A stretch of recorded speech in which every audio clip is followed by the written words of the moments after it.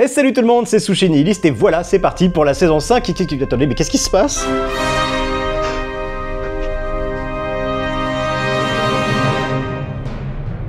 Et là, il me raconte un truc de fou. Wow, rapide, trop rapide mon frère. Calm down, prends un café, détends-toi. Ok, on reprend. Qui t'a raconté un truc fou? Il me dit, il y a un endroit dans le désert du Sahara, ça s'appelle la structure de Richat. Bon, bah je suppose qu'on saura pas qui lui a dit ça, mais ok, je te suis. La structure de Richat dans le Sahara mauritanien. C'est joli et ça existe. En fait, quand tu regardes les images satellites de ce truc, c'est flippant de ouf. Ouais, bah, je vais regarder cette vue satellite. Je trouve ça joli, mais pas flippant de fou. Parce que c'est 3 cercles parfaits, il n'y a aucun défaut. Alors j'ai essayé de créer des cercles parfaits, mais ça marche pas des masses. Bah, c'est plutôt ovale comme forme. Et rien que la structure centrale, ça donne à peu près ça. Voilà. Donc pour info, un cercle. Parfait, il n'y a aucun défaut. Bah c'est ça. Je vous l'ai mis en bleu là. Bah, oui, donc beauf quoi. C'est gigantesque et c'est perdu au milieu du désert. Ok, ça va super vite, mais t'as quand même essayé de faire croire que ça faisait 265 km, alors que ça en fait 50. C'est pas cool de faire ça en soum soum. Il y a des gens pas attentifs qui vont se faire avoir. C'est pas ça le plus fou. En gros, à l'époque, Platon, le philosophe, quand il parlait de l'Atlantide, l'ancienne cité qui a disparu là. Supposément disparu. Ah non, parce que bon, la majorité des scientifiques sont plutôt ok avec le fait que ça a probablement pas existé. Non, mais enfin, je le précise parce qu'il parle de ça comme il parlerait de l'URSS. Décrivez ça comme une cité avec 3 cercles parfaits au milieu. Oui, donc ça peut pas être la structure de Richat du coup. C'est là que c'est incroyable parce que quand tu superposes les deux, tu te rends compte que c'est exactement la même chose. Attends 2 secondes là, tu superposes quoi exactement? Une vue satellite de la structure de Richat et... Je veux dire, c'est pas un peu énorme, hein, quand même, de prendre un truc qui existe et de le superposer à un truc que t'as inventé et de t'étonner que ça se complète bien? Platon, il disait aussi que dans l'Atlantide, il y avait une ouverture vers la mer au sud de la cité. Et quand tu regardes bien les images satellites, ça aussi, ça correspond. Alors celle-là, elle est pas mal quand même, hein, parce que justement, Platon parle de l'Atlantide comme d'une puissance navale, qui commerce beaucoup avec les autres pays et qui vénère Poséidon, le dieu de la mer, bordel. Ce qui paraît problématique, hein, quand même, quand on est à 550 km de l'océan. Ce qui est fou, c'est que les gens ont oublié que le Sahara, il y a 4000 ans, c'était pas un désert, c'était vert, c'était tropical. Non mais sérieux, mais fais un effort quand tu lis Wikipédia. C'était en 4000 avant Jésus-Christ. Donc c'était plutôt il y a 6000 ans. Et puis même si c'était il y a 4000 ans, ça aurait dû être très compliqué hein, pour Platon de décrire cette Atlantide alors qu'il est né 3600 ans plus tard. Il y a plus d'années qui séparent Platon de l'époque où dans le Sahara... Il y avait la nature, il y avait des arbres, il y avait des animaux. Que d'années qui te séparent de Platon. Bon, et si vous vous demandez pourquoi le mec qui semble l'interviewer ne le contredit jamais, c'est parce qu'en fait c'est lui-même. Je déconne pas, regardez, c'est lui-même. Le mec s'interviewe lui-même pour raconter n'importe. Putain, mais vous imaginez si c'était pareil dans la vraie vie? Pourquoi il y a plus de punaises de lit aujourd'hui? Je vais poser toutes les questions. Il y a beaucoup d'immigration en ce moment. Est-ce que c'est lié à cela? En fait, c'est une question de bon sens. Cet homme affirme être un voyageur dans le temps. Et moi je prétends être nihiliste. Donc finalement, qui est le plus con dans l'histoire? Ça va devenir un running gag ce truc? Dans plusieurs de ses vidéos, il montre comment il aurait voyagé à différentes époques. Franchement, il a l'air sympa. Il s'est même embêté à faire un filtre effet vieux film pour bien nous immerger en 1880. Regardez, je suis en 1880. Dans celle-ci, par exemple, il dit se trouver en 1984. Regardez, je suis en 1984. Et comme preuve, il monte un restaurant Taco Bell. That is proof. I'm literally here. Here I am in 1984, guys. Typique de ces années-là. Ouais. Sauf que, pas de bol, hein, je l'ai retrouvé. Il s'agit du Taco Bell 31, situé au 7847 East McDowell Road à Scottsdale, Arizona. Ouvert en 1966, c'était l'un des derniers à afficher fièrement l'architecture de style mission espagnole, typique des premiers établissements de la chaîne. Alors voilà, hein, on le reconnaît très bien sur la vidéo, ici ou encore là, avec son entrée circulaire sur le côté. Et alors, en effet, hein, aujourd'hui, le restaurant, il n'existe plus parce qu'il a fermé ses portes le 12 avril 2025, il y a 58 jours. Et il n'y a pas de secret, hein, on en a parlé à la télé, il y a eu des reportages. La vidéo originale du mec, que j'ai galéré à retrouver au passage parce qu'il ne le cite jamais, date du 10 février 2024, soit plus d'1 an avant la fermeture. Bref, pour y aller, il a pas eu besoin de voyager dans le temps, hein, simplement sortir de chez lui, bouffer son meilleur tacos. Il a publié ses vidéos en 2023 et quelqu'un lui a demandé qui allait gagner les élections de 2024. But what's going to happen is Donald Trump will be elected again and he will win. Waouh, c'est vraiment impressionnant. Bon, il avait une chance sur 2 quoi. Face, pile, je mise sur face. Face, waouh, vous avez la preuve que j'ai voyagé dans le temps. Wouh! Sans déconner. Il y a 2 jours a eu lieu à l'Assemblée nationale une commission d'enquête ayant pour thème les effets psychologiques de TikTok sur les mineurs. Et oui, ça c'est la vraie affiche qui présente tous ceux qui ont été auditionnés. Ça a commencé avec Alexis Chance, un masculiniste en manque d'attention qui n'a que 2 sujets de conversation, lui-même et les femmes. Alors voilà déjà ce qu'il pense de lui-même. Je suis beau gosse, je suis jeune, je fais 2,01 m, j'ai de l'argent. Et voilà ce qu'il pense des femmes. Les femmes, à proprement parler, ne servent pas à grand chose. Pour la plupart, elles te tireront vers le bas. Elles n'ont pas de sujet de conversation exceptionnel. Ce sont des distractions exceptionnelles par contre. Une femme, ça doit être un outil pour toi lorsque tu es un jeune homme. Son audition commence très mal quand on lui demande de prêter serment, de dire la vérité, toute la vérité, rien que la vérité. Je vous invite donc, monsieur, à lever la main droite et à dire « Je le jure ». Je le jure. Alors, c'était la main gauche, mais... Oui, bon, il a confondu sa droite et sa gauche, ça va, ça arrive à tout le monde. On aurait pu s'attendre à ce qu'Alexis Chance mène cette conversation d'une main de maître, puisqu'il vend des formations sur l'art de l'éloquence, mes formations sur l'art de débattre, bref. Mais quand on lui demande de justifier certains propos qu'il a pu tenir... Par exemple, quand vous dites vous prenez son téléphone, si elle refuse, c'est une pute, fin de relation », ou encore « la majorité des femmes, énormément de PUTES, peu de filles bien ». Ça, c'est des choses que vous avez dites. Il va se cacher derrière El Famoso, c'est sorti de son contexte. Le gros problème justement de TikTok, j'en parlais au début, et vous êtes en train de tomber dans le piège, je pense, c'est la désinformation. Mesdames et messieurs, le culot. Vous êtes en train d'isoler mon propos. Donc vous avez pris 10 secondes d'un propos de 8-10 minutes. C'est quand même sacrément culotté, hein, parce que le sujet de la commission, c'est TikTok. Et qu'en l'occurrence, celui qui va extraire des morceaux de ces vidéos de 8-10 minutes. pour n'upload que des passages de 1 minute tout pile pour pouvoir toucher la monétisation, bah c'est lui. Donc quand il accuse le président de la commission d'enquête d'isoler son propos, bah en fait il lui reproche ce qu'il fait lui-même, parce qu'il compte bien sur cette méthode pour devenir viral. C'est lui, c'est Alexis Chance qui va isoler ses propres phrases choc telles que Moi je trouve ça normal qu'une femme gagne moins qu'un homme pour un poste équivalent. Pour faire réagir, titiller l'algorithme, être mis en avant, répandre partout sur internet ses idées nauséabondes et augmenter ses chances de vendre ses formations. Mais heureusement, Arthur Delaporte ne se laisse pas faire. Vous prenez son téléphone, si elle refuse, c'est une pute, fin de relation, c'est pas moins problématique. Sur TikTok et sur YouTube, les conditions... Excusez-moi, je vais finir. Laissez-moi finir, s'il vous plaît. Vous changez de sujet. Je vous demande de me laisser finir. Et Alexis Chance qui, on le rappelle, vend des formations... Sur l'art de débattre, bref. Réagit en gamin qui déteste être contredit et... rage quit la commission. Je vous disais... Au revoir, monsieur. Voilà. Bonne journée. Je finis mon propos. Bon, donc il est 16h24, l'audience est suspendue, le temps de recontacter Monsieur Hitchen pour l'informer qu'on peut pas quitter une audition sans qu'on lui ait suggéré. Alexis Chance, le mec qui dit que... Maintenant, votre sensibilité en tant que femme, nous on est des mâles, on n'est pas dans ça. A vu sa sensibilité heurtée quand, pour une fois, il était face à quelqu'un qui avait ce qui lui fait défaut, une autorité.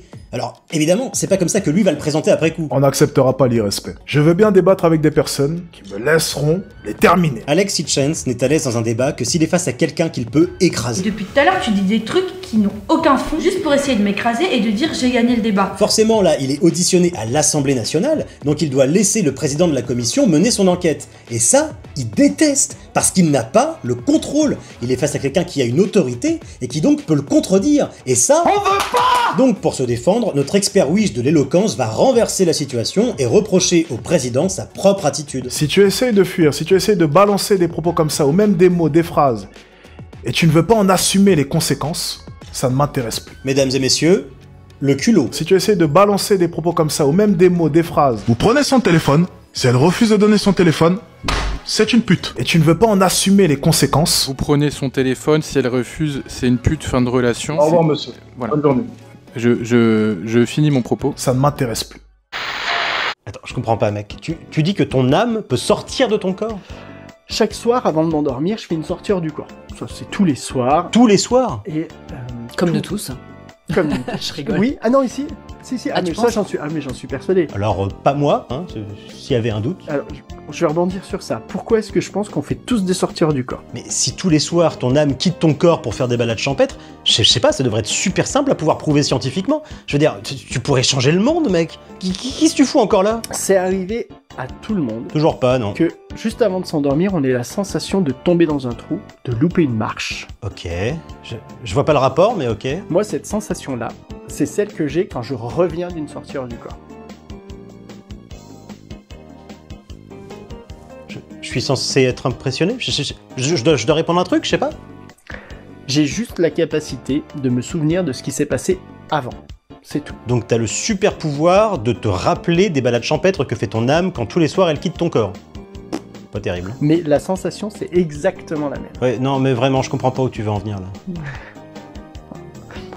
Ah, attends, je crois que je viens de comprendre. Tu essaies de nous faire croire qu'à chaque fois que quelqu'un se réveille avec le sentiment d'avoir fait une chute, ça veut dire que son âme a quitté son corps. Moi, quand j'ai cette sensation... Enfin, voilà, je fais ma sortie hors du corps. C'est confus, mec. Vraiment, t'es confus. Mais je reste persuadé que si vraiment c'est tous les soirs, ça devrait être très simple à prouver. Et en parlant avec d'autres personnes, et je leur ai dit, voilà, moi je fais ça, et puis quand je reviens, eh ben, j'ai l'impression de tomber dans un trou. Ah, Bah ouais, mais moi je vis ça. Mais... Bah ouais, bah alors donc tu dois vivre une sortie hors du corps, à mon avis. Ouais, non, elle me paraît bizarre ta logique, mec. Mais ok, admettons. Je vais essayer. Oui, bah voilà. Alors on est tous d'accord pour dire que les gens qui portent des casquettes perdent leurs cheveux. Mais on sait que Jul porte des casquettes. Or, tu perds tes cheveux, donc ça veut dire que tu as forcément porté des casquettes, donc tu es Jul. C'est QFD. Une marque a déjoué un complot vieux de 1000 ans. En 1804, Napoléon, tout juste nommé empereur, se rend en Rhénanie et découvre un rituel secret. Des moines dissolvent une espèce de poudre dans de l'eau. Ils l'appellent le Heiling Michung, le mélange sacré. Certains pensent qu'elle a été ramenée d'Orient vers 1191 lors de la 3e croisade. Cette poudre soluble s'est répandue, est devenue très populaire et a été consommée par de grandes figures historiques. Au lendemain de la Seconde Guerre mondiale, les programmes d'aide alimentaire d'Eisenhower répandent le sucre dans le monde entier et effacent à tout jamais le mélange sacré de l'histoire. Jusqu'en 2021, où sans le vouloir, Trump a permis la déclassification de la recette secrète grâce au dossier de la CIA. Et c'est ainsi qu'est né... C'est putain de simple, putain. Tu prends ta poudre, tu prends ton popo, et tu... Oui, alors c'est sûr que c'est plus simple avec les shakers au lit. Régalez-vous avec les gammes Ice Tea, Hydration ou Energy. Et si vous êtes un connard de pauvre, n'hésitez pas avec le code SUSHI5 pour 5 € de réduction pour votre première commande ou Sushi simplement Sushi pour 10% de réduction sur les suivantes. Au lit, la boisson des vrais bonhommes. Allez, c'est bon. Cette femme peut invoquer ses guides et poser n'importe quelle question. Est-ce que la vie s'arrête après la mort? Non. Donc quand ça s'ouvre, c'est que c'est non. Est-ce que les sirènes existent? Oui. Et quand ça se croise, c'est que c'est oui. Est-ce que les sirènes sont dangereuses pour les humains? Certaines sont dangereuses pour les humains. Ah oui, il y avait ça aussi. Alors quand ça va dans le même sens, ça veut dire plus ou moins ce que vous voulez, vous improvisez. Est-ce que le loup-garou existe? Oui. Bon, et du coup c'est l'occasion d'être fixé une bonne fois pour toutes. Est-ce que les vampires existent? Oui, merci. Voilà, la preuve est faite, le doute n'est plus permis. Et pour les quelques-uns qui ont toujours rêvé de vivre dans un univers d'heroic fantasy, soyez rassurés. Est-ce que les dragons existent? Oui. Bon, et maintenant, accrochez-vous pour les grosses révélations. Les pyramides ont-elles été construites avec l'aide extraterrestre? Oui, merci. On va enfin tout savoir. La technologie utilisée pour bâtir les pyramides a-t-elle été effacée de l'histoire? Oui. Ouais, j'ai un peu de mal à comprendre comment est-ce qu'on aurait réussi un truc pareil si 2 baguettes qui se croisent suffit à rétablir la vérité. Les pyramides sont-elles des générateurs d'énergie? Oui. C'était des foutues antennes. Ok, je sens qu'il reste encore pas mal de sceptiques parmi vous, donc si vous vous demandez exactement comment ça fonctionne, sachez qu'elle a expliqué le process. Ce sont des baguettes de sourcier à la base, donc c'est tout à fait ce que j'ai eu dans beaucoup de commentaires, c'est pour trouver de l'eau, ok. Moi j'ai trouvé ça intéressant de l'utiliser pour la divination. Voilà, on s'en fout complètement, regardez, prenez cette magnifique lampe de chevet toaster, elle sert à s'éclairer avec une lumière tamisée, mais moi j'ai trouvé intéressant de l'utiliser pour la divination. Moi ce que je fais c'est que je me protège comme je fais dans mes séances d'oracle, de divination, etc. C'est-à-dire que j'ai des prières, j'ai des encens, j'ai des huiles particulières. Et oui, hein, c'est pas un jeu, il faut se protéger, c'est pour ça que moi j'ai mis un max de crème solaire, un 10-50, hein, je recommande. Je parle et je demande spécifiquement à mes guides que je connais de venir. Est-ce que tout ça c'est du bidon? Ouais. Est-ce que le loup-garou est un être multidimensionnel? Oui. Ok, bon allez, je sens que vous adorez ça. Un tout petit dernier, je vous le promets, après c'est fini. Est-ce qu'au départ, les premiers rois de France mérovingiens étaient les descendants de Jésus de Marie-Madeleine? Oui. En ce moment, il y a une vidéo qui est massivement copiée-collée sur tous les réseaux mascu, mal alpha, motivation, là, sur Instagram, YouTube, TikTok. Les aigles peuvent vivre jusqu'à 70 ans. Parce qu'ils sont mentalement forts. Et je déconne pas, hein, des centaines de vidéos parlent de ça. L'aigle peuvent vivre jusqu'à 70 ans, parce qu'ils sont mentalement forts. La forme change, mais le texte, lui, reste toujours le même. Les aigles peuvent vivre jusqu'à 70 ans, parce qu'ils sont mentalement forts. Bref, j'en ai marre, donc aujourd'hui on va reprendre du début et regarder ça ensemble. Un aigle peut vivre jusqu'à 70 ans. Alors non, déjà, non, un aigle, ça vit 20-30 ans grand max. Parce qu'ils sont mentalement forts. Ça veut rien dire. Et puis bon, les aigles peuvent vivre jusqu'à 50 ans en captivité. Parce que oui, bizarrement, quand il y a un peu plus de confort et qu'ils se font moins agras par la nature, eh ben oui, ils ont tendance à vivre un peu plus longtemps. Oui. Donc non, ça n'a rien à voir avec la force mentale. Après 40 ans, chaque aigle doit prendre une décision difficile. Bah non. Et puis en général, il faut dire qu'à 40 ans, il est clamsé, le piaf. Lors de sa 40e année, ses cerfs deviennent moins flexibles. ce qui l'empêche d'attraper ses proies. Eh oui, c'est ça. Quand il a 40 ans, pas 39, pas 41, quand il a 40 ans pile poil, ses serres deviennent beaucoup plus flexibles. C'est-à-dire que la veille de son 40e anniversaire, il a les griffes solides, et puis à minuit, bim, elles sont molles. Son bec devient tordu. Ah bah il vieillit, hein, forcément, bah, comme nous tous. D'ailleurs, cette année, c'est l'année de mes 30 ans. Mention honorable à cette vidéo qui a réussi à louper un copier-coller. Ces claviers ne sont plus assez puissants pour chasser. C'est ça, la fameuse perte de puissance des claviers qui empêchent de chasser. On n'en parle pas assez. L'aigle a deux options. Soit il meurt, soit il subit un changement douloureux. Ce changement consiste à se rendre à la montagne. Puis il frappe très fort son bec sur un rocher, jusqu'à l'arracher. Quand le vieux bec tombe, un nouveau bec pousse. Fake bullshit, bouh, menteur, c'est pas vrai. Aucun aigle n'a jamais fait ça, évidemment. Bah parce que s'il le faisait, il se tuerait, hein, et que, a priori, les aigles ne sont pas particulièrement connus pour être suicidaires. Avec la nouvelle bouche, l'aigle détruit ses claviers, et de nouvelles s'éloignent. J'ai rien compris. Avec un nouveau bec, l'aigle arrache ses griffes. Quand les griffes tombent, les nouvelles poussent. Ah, ok, oui, non mais oui, c'est plus clair. C'est faux, c'est faux. C'est faux, mais c'est plus clair. Ce parcours douloureux prend 150 jours. Mais après cela, l'aigle obtient une nouvelle vie. Bouh, menteur, c'est toujours pas vrai, évidemment, encore un mensonge. Mais c'est pas grave, hein, parce qu'en fait, c'est une métaphore pour nous dire que... Parfois, nous devons nous débarrasser de notre ancien moi pour permettre l'émergence d'une version nouvelle et meilleure. Métaphore qui aurait gagné en crédibilité si elle ne se basait pas sur un mensonge éhonté, car dans la réalité, les aigles vivent plus longtemps en captivité que dans la nature. Ce qui signifie que quand tu es logé, nourri, blanchi et que tu peux glander, tu as tendance à vivre plus longtemps. C'est-à-dire que c'est l'exact opposé de ce que les vidéos motivation de ce genre sont censées vous transmettre comme message. Ballot. C'est un changement pour lequel il vaut la peine de souffrir. Parce que la seule chose qui ne change pas, c'est le changement. La seule chose qui ne change pas, c'est le changement.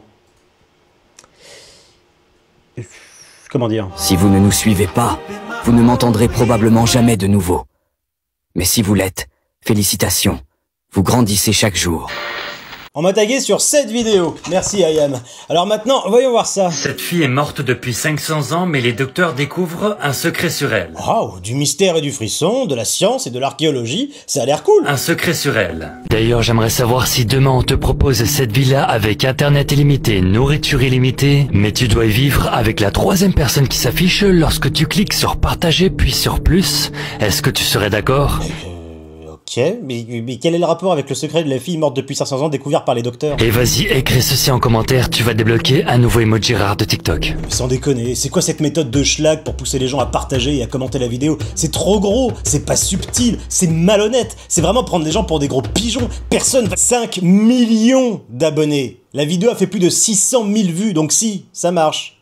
On est des gros pigeons. Pour se plonger dans cette histoire, retournons 500 ans en arrière. Oui, d'accord. Bon, accélère. C'est quoi le secret de cette fille morte depuis 500 ans découvert par les docteurs? Elle est décédée lorsqu'elle avait au moins 15 ans et elle a été sacrifiée par le peuple Inca. Waouh, passionnant. C'est quoi le secret découvert par les docteurs? Quand son corps congelé a été découvert, il était en parfait état de conservation. Ok, non, c'est bon, j'en ai marre, c'est trop long. Je vais zapper jusqu'à la fin de la vidéo pour savoir c'est quoi le secret découvert par les docteurs. Mais ce que les médecins ont découvert par la suite est très choquant. Like et abonne-toi pour la partie 2. Ça se termine comme ça? Mais enfin, je suis profondément choqué. Ça fait plus d'1 an qu'on peut faire des vidéos super longues sur TikTok. Nouveauté TikTok, bientôt tu vas peut-être pouvoir poster des vidéos de 30 minutes. Ta vidéo fait 1 minute 04, juste de quoi toucher la monétisation, dont 17 secondes consacrées à parler de ta villa pourrie là. Ça représente 26,6% de ta vidéo. C'est malhonnête. T'aurais très bien pu faire une seule vidéo pour... Ah, attendez, la partie 2 est déjà sortie en fait. Cette fille est morte depuis 500 ans, mais les médecins découvrent un secret sur elle. Partie 2. Mais Dude, tu l'as fait combien de temps après ta partie 2? C'est quoi cette barbe? Le bug il a pris 2 ans en 2 vidéos. Partie 2. Si demain on te propose d'aller vivre dans cette villa... Bon, merde, là, hein, voilà. Donc le fameux secret, c'est qu'on a découvert qu'elle avait une infection pulmonaire ancienne contenant des bactéries précieuses pour la recherche médicale moderne. Il y avait vraiment besoin de faire 2 parties pour ça. Allez, vas-y, va dans les commentaires et écris le mot momie sans regarder ton clavier. On va voir si tu l'écris du premier coup. Oh bordel. La plupart des gens ne vous le diront jamais, mais vous pouvez faire tomber n'importe quelle fille amoureuse de vous en suivant 3 étapes simples. Ouais, mais il y a peut-être une bonne raison pour laquelle les gens le disent jamais. Mais attention, ces techniques fonctionnent même si elle s'en fout de vous. Elles vous donnent un pouvoir psychologique énorme sur la personne que vous visez. Donc si je comprends bien, notre ami prétend pouvoir manipuler les femmes. Les contraindre sans leur consentement. Je veux dire, heureusement que c'est du bullshit, hein, parce que ça porte un nom, ça. Donc si vous n'êtes pas assez intelligent pour bien utiliser ces techniques, quittez cette vidéo. Ouais. Non mais en général, les gens intelligents n'ont pas besoin de voir ce genre de vidéo éclatée pour... Pulvériser l'ego de n'importe qui vous manque de respect. Bref, et tout ça, quelle surprise, c'est pour vendre des trucs. Mon manuel de psychologie noire est disponible dans ma bio. C'est la référence française, déjà lue par plus de 7000 élèves. Et effectivement, le lien est dans sa bio, ok? Donc voilà, on va cliquer... Et voilà, on nous vend un beau livre relié bien épais vendu à plus de 7000 exemplaires, mais bizarrement quand j'ouvre l'image dans un nouvel onglet et que je cherche à l'enregistrer, on découvre qu'elle a été générée par ChatGPT ce 31 mai à 18 h. Déjà ça pue. Et on va vite s'en rendre compte en descendant, voilà. Et oui, pas de beau livre fourni avec couverture rigide, mais un pauvre PDF de 75 pages que je suspecte également d'avoir été généré par ChatGPT, mais je vais pas l'acheter pour vérifier. Plus de 7000 ventes donc, et forcément plein de commentaires de clients satisfaits, 20 sélectionnés parmi une centaine quand même, mais impossible de les vérifier parce que le livre n'est disponible que sur Gumroad, une plateforme où il est impossible de laisser un commentaire, une opinion, bref. Le livre est proposé au prix de 9,99 €, mais attention, il va passer à 49,99 € à partir du 10 juin.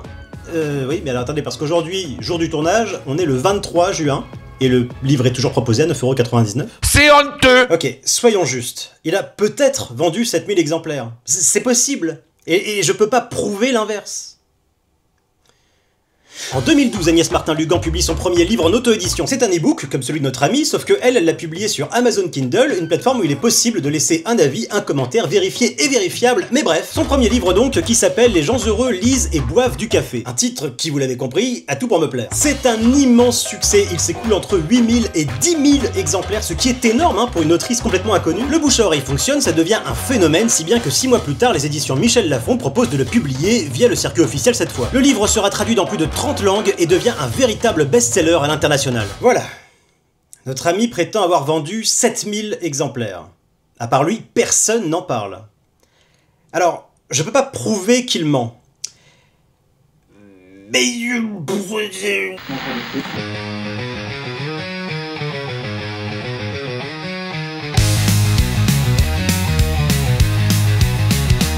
Et c'est parti pour la saison 5.